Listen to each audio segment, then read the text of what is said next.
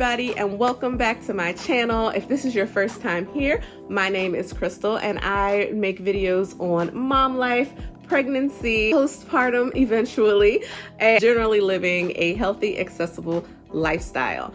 So in today's video, I will be sharing our tantrum handling tactics with you. If you have not already seen part 1 of this video where I talked about why tantrums happen and what we can do to prevent them in part, then make sure you check that out. I'll be sure to link the video in the description box below.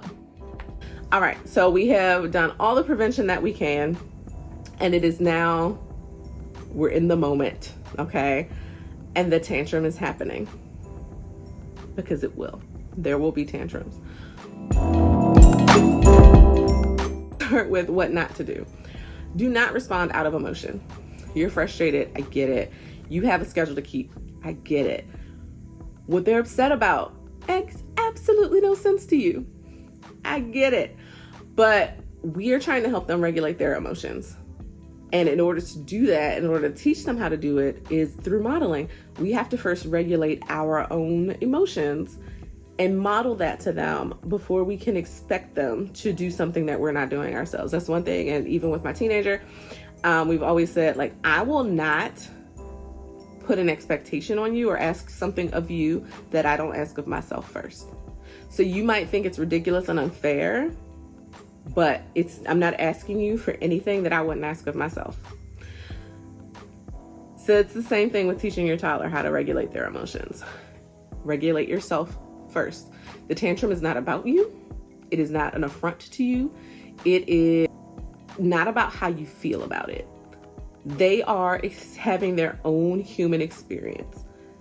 It's not for you to judge it. It's for you to help them learn how to work through their own feelings. Do not immediately try to physically force them to do what you're asking them to do. Emphasis on immediately, and we'll talk about that later.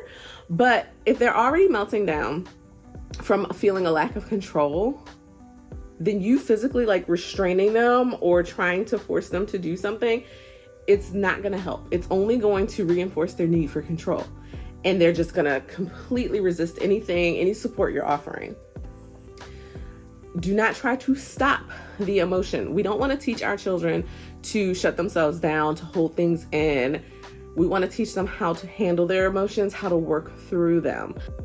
Because if you shut it down, if you just tell them to stop, if you just try to make them bend to your will, then you'll end up with a teenager that never wants to talk to you or share anything with you, and you're going to be frustrated and wonder why. Well, that's the behavior that you taught and encouraged when they were younger. We're teaching them how to human. We have to remember that. So what we're teaching them now, it will just grow with them as they get older. Don't try to change their mind. They don't need to agree with you that candy is not a suitable breakfast. They simply need to understand that they can't have it. You don't have to change their mind about it. Don't use certain words. Stop. Tantrum. No. Fit. Bad. Those are triggering words. We're not trying to stop the emotion. We're not labeling it. We're not saying you're having a tantrum or you're having a fit or you're da-da-da. We're not labeling them. They're not bad. Kids are not inherently bad. They're having emotions that they're working out. And they might work those things out inappropriately by nature, but it's our job to teach them an appropriate way to do things. And I'm not saying if they're doing something inappropriate that you should not stop them from doing that. If they are throwing things, are hitting things, or hitting you or anything like that, you absolutely need to stop that behavior. But it's about how you frame it. So let's say Brixton is upset and, true story, he'll grab one of his plastic dinosaurs and throw it at me. I will take the dinosaur, set it up on the counter or somewhere that he can't get it, and he will immediately get upset. I understand that he's already upset. He'll get mad because he wants to be able to throw it at me again. And I will say something like, it's not okay to throw dinosaurs at mommy, to throw things at mommy. I understand that you're upset. I'm not going to let you throw hard things or throw anything at me. But if you need to, we can get a soft toy that you can throw across the room, Or you can go, do you want to go punch a pillow, or we can scream into a pillow? Do you want mommy to show you some things that you can do when you're really upset like that? And he will legit say, yeah. And it's gotten to the point, and I would show him, I would give him a soft toy that he could throw. And honestly, that usually ends up turning into a game, and then he'll start laughing, and then the tantrum is over. Or I'll say, okay, let me show you how to punch a pillow. And I'm so mad. And I'll show him how to do that. Or I'll pick up a pillow and I'll scream into it. And he thinks it's funny, but then he'll do it. And now I'm starting to see that he will go and do it himself. He'll just go and hit a pillow or throw a pillow or scream into one. And it's his way of like, he knows that's available to him. Or I'll even say, like, if he goes to throw something and I'll say, ooh, was that a hard toy or a soft toy? It was a hard toy. Are hard toys for throwing? No. And then he'll go and get like a small pillow or a stuffed animal and he'll throw that. So you can agree and disagree with my approach, but I know that I have a temper and I have had to scream into my fair share of pillows or hit a pillow or throw something across the room. And he came out of me. So I can't expect that he won't have that same experience or similar feelings. And so I just need to show him an appropriate way. If he literally has to do something physical to feel better, then I need to show him an appropriate physical response to get that out of his body. So we've talked about what not to do. Now let's talk about what to do. The very first thing that you should do is take a breath. Again, you have to ensure that you are regulated before you try to help them regulate themselves. Now, this is probably not recommended by the experts, so take it with a grain of salt. Like I said, I have a temper. And so sometimes when I am particularly frayed and Brixton is melting down completely and totally, like beyond the point of consolation, then I have to take a step away. And I know in that moment, and you know, you can't feel like make them feel abandoned and all those things. Listen, if me taking a step away means that I am not going to put my hands on my child, then the best thing for me to do is to take a step away. Okay, let's be real. Can we be honest here, please? Sometimes it's at that point. So this usually for us happens around nap time, and he's probably already overtired because he didn't want to go to nap. He took forever to eat lunch. He resisted all the things we've done and so now we're overtired. And I didn't get to eat my lunch, and now I'm hungry. I'm tired. I could probably use a nap, and we are just not coming together. And in those moments, and he usually refuses to be consoled. He's spiraling. I'm spiraling. It's time for mommy to take a step away to collect myself so that I can help him collect himself. I will take a step out, one, because I need it, and two, because I know my kid. And in those moments where he's completely out of control, nothing, he can't hear you. He's literally flopping himself all over the place. He can't hear. He can't, like you can tell he's not in there. My presence is a trigger. And so once I've taken a few breaths away from the situation, I will come back. He will sometimes just even notice that I'm gone and start to breathe. Sometimes he'll get more upset that I left. Again, I'm doing the best thing for the situation, and then I will come right back and resume with all the other tips that I'm about to give you. So, tantrums happening, you're calm, now what?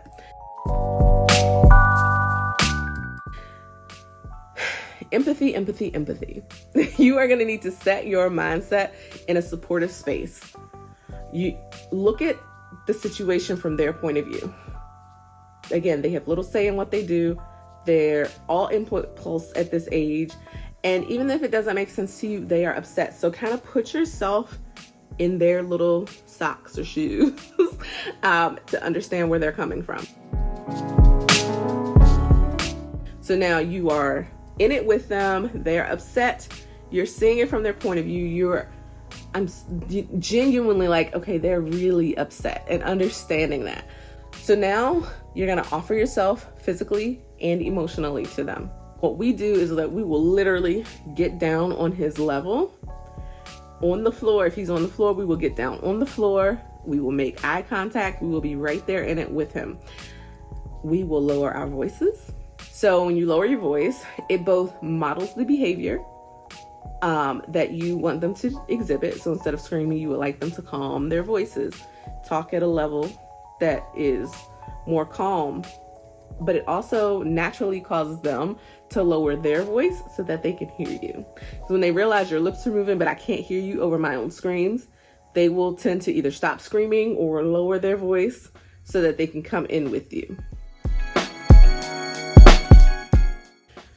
Acknowledge their feelings. This is crucial, okay? Children, again, they're humans from the start. Just like the rest of us, they want to be seen. They want to be understood. Sometimes they just need to know that you hear them. Whether they can do what they're asking or have what they're asking for, they just want to be seen. So acknowledge that they are having this emotion. Acknowledge if you know why it's happening. Acknowledge why they're upset. Sometimes that's enough. Just like acknowledging, like, yeah, you really want that. I can understand why. Like, it looks really good. Candy is so good. It's delicious. But that's not an appropriate breakfast. We need to eat something that's going to fuel our body. So you can have some candy after lunch, but right now we need to have breakfast. So would you like a banana or would you like a muffin? I didn't say no to candy. I said you can have candy later. I'm acknowledging that the candy is good and I get why you want it, but you can't have it. So what do you want to do? Here's what you can't have. You're hungry. What would you like? Encourage the emotion. I know it's counterintuitive, right? But sometimes, actually oftentimes, it's not about what just happened immediately preceding the big feelings. It can be a culmination. Like, do you ever let things build? You ever having a bad day and then they are out of skim milk at Starbucks where you just wanted to grab a late latte and you just completely lose it? It can be the culmination of things that happen throughout the day that is causing those emotions. So they might just need a good cry. They might just need to get it out. Let them. Encourage them to get it out. If they'll let you hold them, rock them, rub their backs, walk the room with them if that's what you need to do, and just whisper encouragement to them. Something I'll say is like, mommy's here. Get it all out. Get it all out. Give it to mommy. I can handle it. They also need to know that you can handle their feelings. Like, I got it. Give it all to me. Come on, get it out. And I'll just continue to soothe them. And at this point where he starts to calm, are you feeling a little bit better? Yeah, okay. I know. Sometimes it can just be rough. And then you can move on from there, depending on what you were trying to do in the first place. Offer them a choice. So if they were resisting going upstairs, then you can offer them, okay, it's time to go up for bath time. Would you like to walk or do you want mommy to carry you? Both are ending up upstairs at the bathroom, but they're getting that choice again. So what might this look like in practice? I know I gave some examples along the way, but here's a classic example in the Tate house. It's bedtime and we're going into Brixton's room and I turn on the light and he will flip out. Literally throwing himself on the floor, screaming, my turn. Okay, so what do? I'm gonna pause, take a breath, and assess the situation. What's going on? Like, why did he just fall out? Oh, he's saying my turn. He wanted to turn on the light. Got it. Okay, and then I will get down on the floor and say, hey. And I usually will just call his name, Brixton. Okay. I'm very soothing, almost an apologetic tone, because I did do something that upset him. Hey, and then wait until he acknowledges that he's listening to me. I might reach for him and see if he'll let me touch him. And if he doesn't, I'll just sit and wait. But then I will say, once we, I can tell he's with me, then I'll say something like, hey, I see you're upset because you wanted to turn off the light. Mommy didn't realize that you wanted to do it this time. I'm sorry that upset you. Would you like to go back and turn it on, or would you like to turn on the fan? That's it. It doesn't have to be long and drawn out. Sometimes it will be. But that's kind of what the whole process would look like, of empathizing, getting down on their level, offering yourself physically and emotionally, acknowledging their feelings, soothing, and then offering a choice.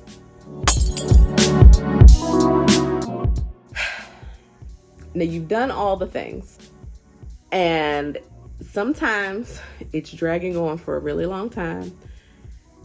You need to be able to live your life. Y'all need to go somewhere. This happens, okay? Life goes on. Then you have a couple of options. You may need to firmly but lovingly walk away. Again, I'm not a parenting expert. I know they're probably going to say, oh, don't listen to that. Don't do that. Okay. I do this on occasion, but you have to clearly explain why you're walking away so they don't just feel abandoned. And this is an example we often have. So Brixton School is 25 minutes away. So it's 25 minutes there, plus getting him, plus 25 minutes home. An hour of just picking him up from school in the evening. Especially now, I'm pregnant, I pee a lot. But even before, I drink a lot of water, I have to pee. So we would run into a situation where we're home and Brixton doesn't want to take off his shoes to come upstairs. We don't wear shoes in the house. Front door is downstairs. He doesn't want to take his shoes off. He's refusing, he's screaming, he's all that. I have to pee.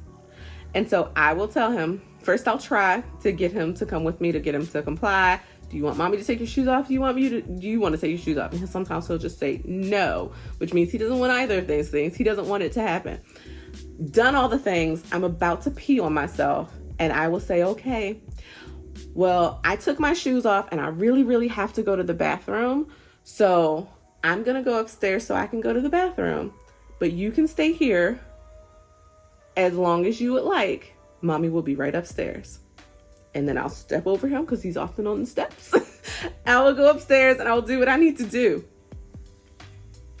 You got it. Like, I'm not going to stand there and piss my pants because my child doesn't want to take off his shoes.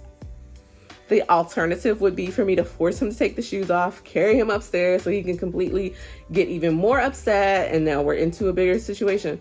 He's in the house. He's safe. He's not going to hurt himself downstairs. What's the worst he's going to do? Lick a boot? Okay. Like, he's in a safe place. And then I will go, like I said, do what I need to do. And then I might peek around the corner down the steps to see what he's doing. Sometimes he's playing. I might let him see me. And if he does like he doesn't want to come upstairs yet, then I'm going to go start getting dinner ready. But I let him know, like, hey, I just checked on you. Or I'll say, are you ready to come upstairs? Are you ready to take your shoes off and come upstairs? No. Okay, well, I'm going to go start dinner. I'm here. You're clearly, there's a particular action you are refusing to do. I'm just going to walk away. And I'm going to keep doing what I need to do. And then I'll keep going back and checking on him. Sometimes he'll just call me, Mommy. And I'll go and look. Yes, baby, what's up? I need help. You need help getting your shoes off? Yeah. Okay, I'm coming. I'll go down and help him get his shoes off. We'll come upstairs. Done. I'm not flipping out. He's no longer flipping out. So that's one option. Odds are he'll collect himself and either come upstairs because he knows how to take his shoes off, put them on the rack and come upstairs himself. He'll ask me to come, or I'll go back and he'll be ready to deal with me at that point. And so I don't feel like he's emotionally scarred at all. I think he's realizing, like, I get it. You're having a moment. Have your moment. But mommy has to do stuff. Like, I can't make you the center of the universe because you're having a moment. It's okay that you're having a moment, but it's also okay that I need to pee and I need to get dinner started.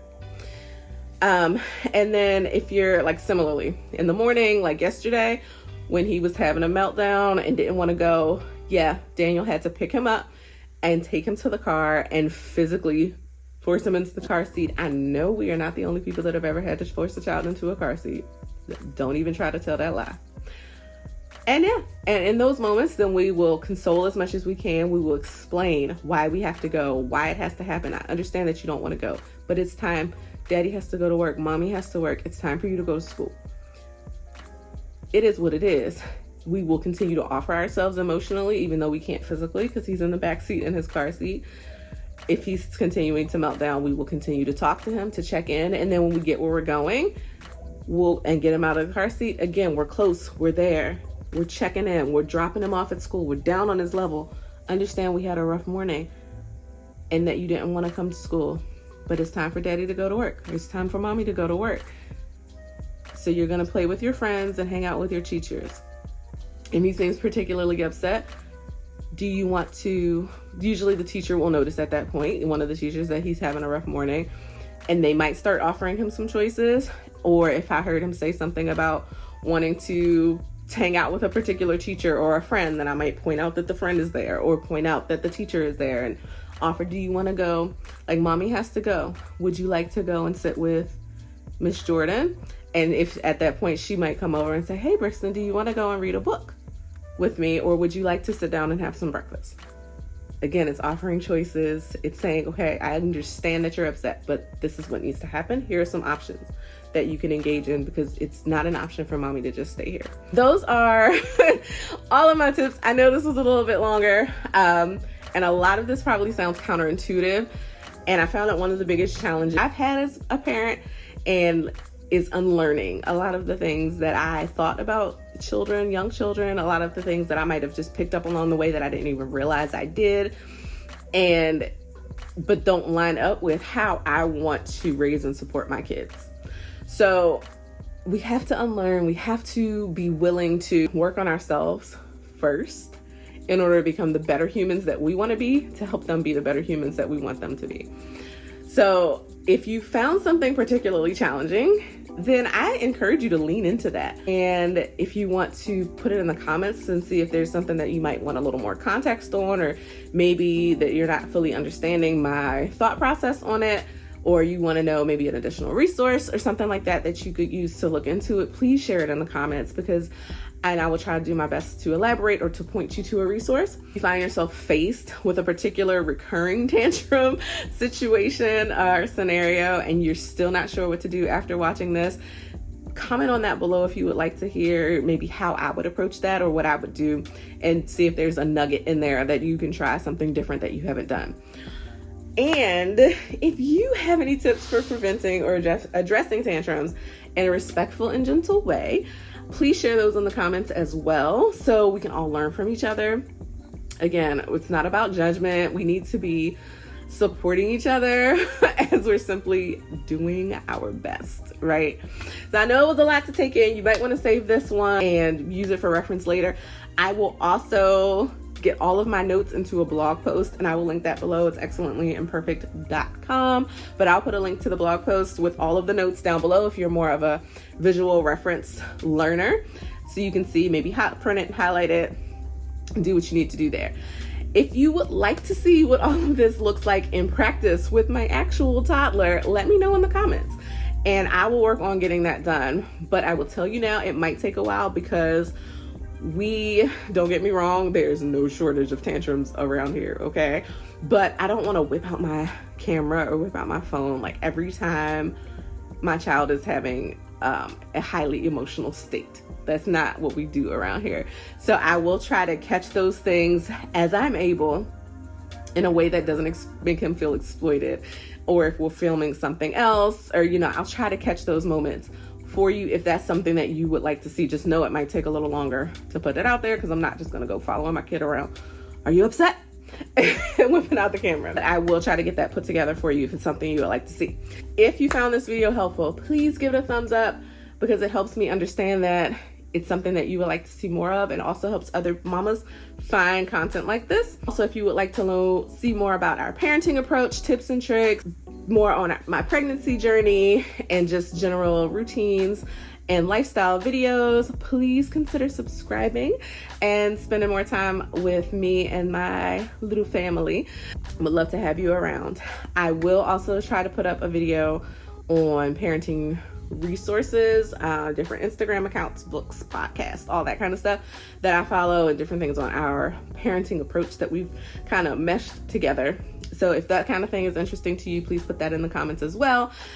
But thank you so much, and I will see you in the next video.